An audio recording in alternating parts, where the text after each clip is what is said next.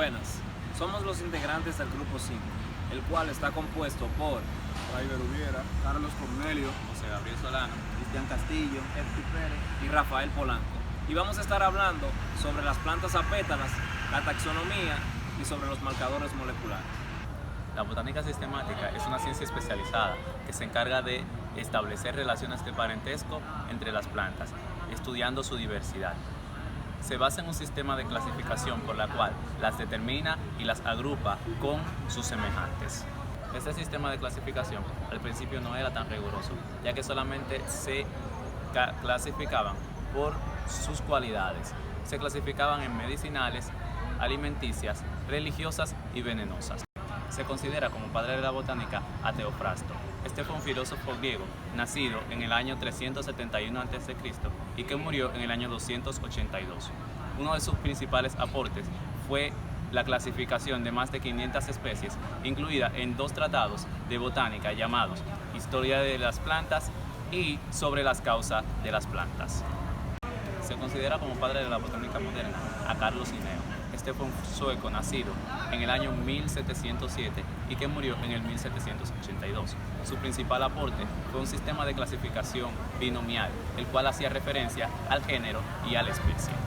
Se considera como padre de la botánica dominicana a Eugenio de Jesús Marcano. Este fue un biólogo, entomólogo e investigador dominicano que clasificó más de 300 especies, tanto de árboles como de animales. También identificó otras 200 que, aunque eran conocidas para la ciencia, todavía no se sabía que estaban en el país. La taxonomía. La taxonomía es la ciencia que estudia los principios, métodos y fines de la clasificación. Un ejemplo de esto lo podemos notar de la forma que Teofrasto clasificó las plantas según su característica morfológica, donde éste la clasifica en árboles, arbustos, subarbustos y hierbas. La taxonomía molecular no solamente se basa en las características morfológicas de las plantas, sino que ésta utiliza características genéticas para clasificarlas según sus similitudes. Los marcadores moleculares. Los marcadores de ADN se basan fundamentalmente en el análisis de diferencias en la secuencia de ADN de los individuos. Podemos mencionar algunos marcadores moleculares, dentro de ellos los polimorfismos en la longitud de los fragmentos de restricción. Estos fueron descubiertos por Alex Jeffrey en el 1985. El término se refiere a secuencias de nucleótidos en el ADN que son identificadas y cortadas por las enzimas de restricción, lo que estos varían según el individuo, permitiendo clasificarlo según sus similitudes. También podemos mencionar las secuencias simples repetitivas. Son secuencias de ADN que se presentan de manera consecutiva. La variación de la presentación de esta cadena repetitiva va a provocar o va a crear diferentes alelos. Otro marcador molecular que podemos citar es el código de barras de ADN, o mejor conocido en inglés como DNA barcoding. Este método consiste en la secuenciación de una porción de ADN de una especie en específico la cual queremos estudiar. De acuerdo a los datos obtenidos, podemos inferir, en el caso de que el código de barras reconozca la secuenciación, podemos identificar la especie y también diferenciarla de otras. En caso de que el código de barras no reconozca la secuenciación, podemos decir 2 cosas. Primero, que la especie no ha sido aún identificada, o segundo, que la especie no se encuentra en la base de datos en la cual estamos trabajando. Aquí radica la importancia de este método, ya que le permite a la comunidad científica reconocer nuevas especies y también diferenciar las especies ya existentes en un nivel molecular. Las apétalas. Las apétalas, como su nombre le indica, son un conjunto de plantas cuyas flores carecen de pétalos. Es decir, que carecen de la cobertura que le brindan los pétalos a las flores.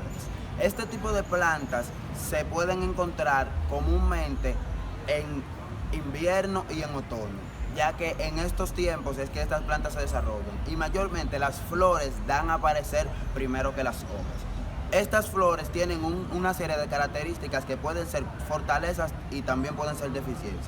Entre las deficiencias que te encuentran es que al no poseer pétalos, estas flores pueden degradarse fácilmente. Si entran en contacto con nuestras manos, podemos ver que estas flores se vuelven como una especie de polvo en nuestras manos. Es porque contienen una gran cantidad de polen, lo que impide que estas puedan mantener su estructura fija. Otra de las deficiencias que tienen es que al tener esta gran cantidad de polen y al untarse con el aire, estas pueden viajar y pueden ser contaminosas para los humanos por las vías aéreas, ya que pueden ocasionar alergias. Pero de las características específicas de las plantas podemos encontrar que estas sirven para ser polinizadas por las abejas y ese polen utilizarlo para polinizar otras plantas. Es decir, que estas pueden servir como recolectoras de polen debido a que el polen que se iba a utilizar para formar esa estructura de pétalo se encuentra en el organismo interno de las flores, lo que impide que estas formen los pétalos, pero eso es un beneficio, ya que se encuentra mayor cantidad de polen en esta. Es decir, que estas se encuentran mayormente siempre polinizadas. Como dije anteriormente, estas plantas se pueden encontrar en tiempos de otoño e invierno. Los alisos son una especie de plantas que no poseen pétalos en su flor.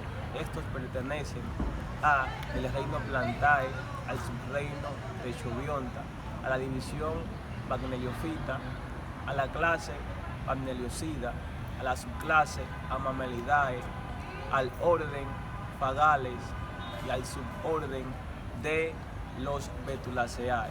Y por último, pertenecen al género de los Aldus. En este género podemos encontrar a 30 especies distintas que se distribuyen alrededor del mundo. Lo podemos encontrar en continentes como Asia, América y Europa. También tenemos una especie de planta conocida como el roble común, de nombre científico Quercus robur, que comparten las mismas características que los alisos, a diferencia del género, que es Quercus. Este nombre científico de robur, asignado por Linneo, fue usado anteriormente por los romanos para describir a todo material, a toda madera que era dura y resistente. Aquí vemos un uso adecuado que le da Linneo para asignar a esta clase de plantas que poseen una alta resistencia contra todo tipo de fenómenos. Yo estaré hablando sobre algunas especies que pertenecen a las plantas apétalas. Entre ellas podemos citar a roble común. Es una especie que tiene su origen en España y que se caracteriza por poseer unos elementos muy llamativos. Es muy utilizada en la jardinería. Otra planta, la cual voy a estar mencionando, es los alisos. Son plantas que tienen su origen en el noroeste de África y que se caracterizan por poseer un largo pedúnculo unido a sus ramas. Este tiene la capacidad o la cualidad de albergar el polen. Otra especie se conoce como los avellanos. Es una especie que se caracteriza por tener las flores de manera unisexual, o sea, existen machos y existen hembras, y estas se desarrollan mayormente en la época de invierno. Otra especie de las plantas apétalas se conoce como el sauce blanco. Es una planta o una especie que habita en el entorno de España, Asia y el noroeste de África. Se caracteriza por desarrollar un crecimiento en poco tiempo. Esta puede llegar a medir hasta 25 metros